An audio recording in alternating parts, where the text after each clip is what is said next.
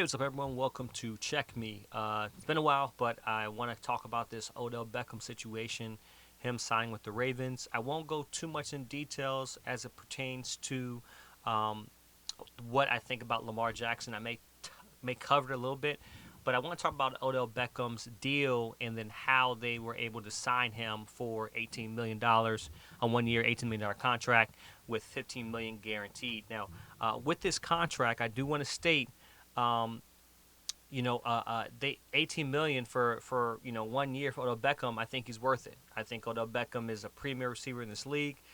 Whether he is 100% or 80%, I think that he can be effective as long as you can sure he'll give you a whole season. So let's talk about his deal. So he was giving a 1 year, $18 million deal. Of course, we know that's not always the case. The first thing he was given guaranteed salary of $15 million. He earned up to $3 million in performance-based incentives, and I'll break that down here. So he has a base salary of $1.165 million. His signing bonus was $13.835 million. So that's the $15 million guaranteed. The signing bonus that as contract doesn't necessarily hurt the cap. So that's where that $15 million comes from. Now he gets money from for incentives. So if his totals and receptions, yards, and touchdowns, it can get up to extra $1 million in incentives. So here's his formula, right? For receptions, if he has 30 catches, he gets $250,000.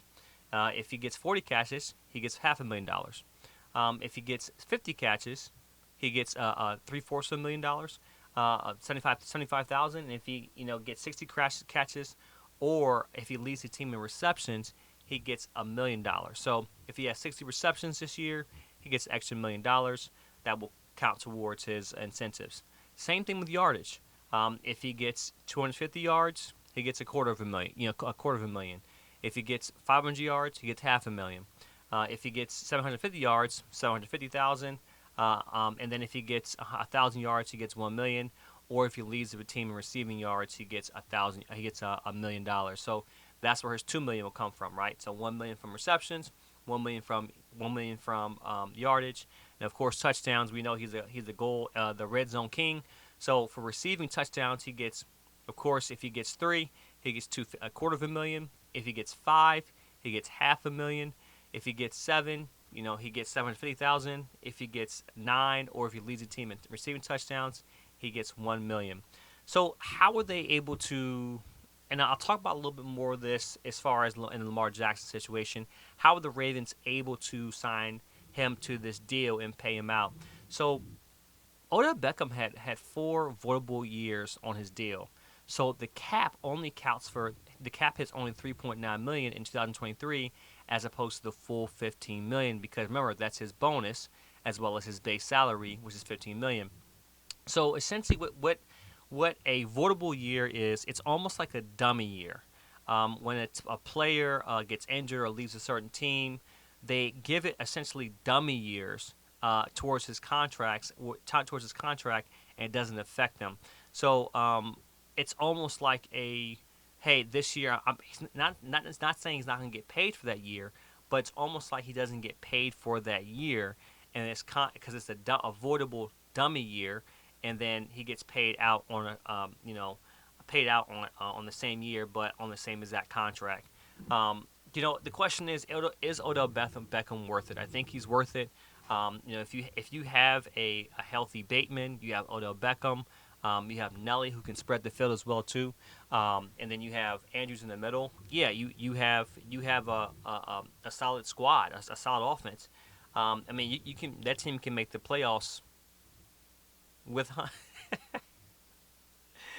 that team could potentially maybe make the playoffs with Huntley, right? There's a chance they can make the playoffs with Huntley, if those guys play the whole season.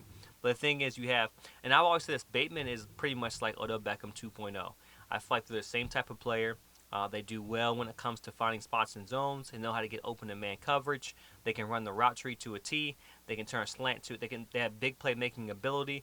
I think they're the same guys. Of course, now I think that having them both on the field at the same exact time makes them more dangerous. as well as Mark Andrews, and then having Nelson Aguilar, they call him Nelly spreading the field, and them got catching stuff underneath. So I think they had the recipe, and of course the old coordinator coming in is looking at the players and saying, hey, I can use this guy in my offense. And I always think Odell Beckham is worth it. Even though he's coming off second ACL surgery, even though he missed 2022 season while recovering, I think that was mainly because of money.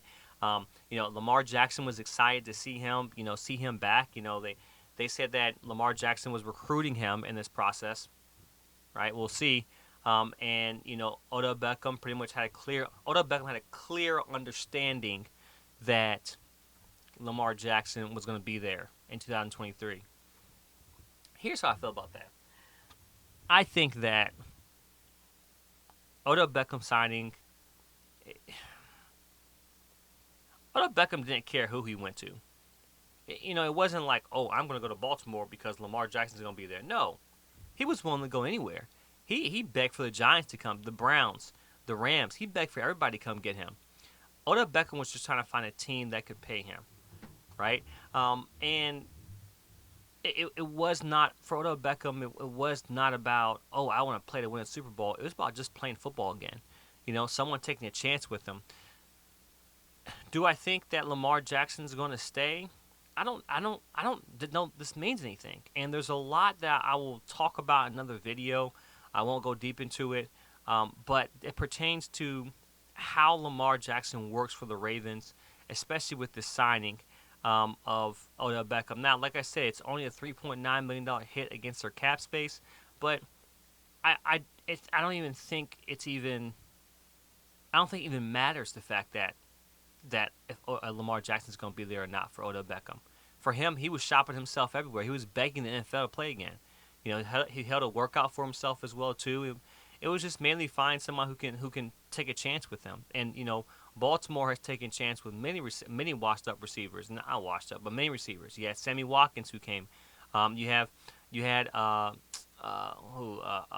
else did they bring? They had DeMarcus Robinson now. I forgot I think he's still with them as well. I'm not sure. DeMarcus Robinson.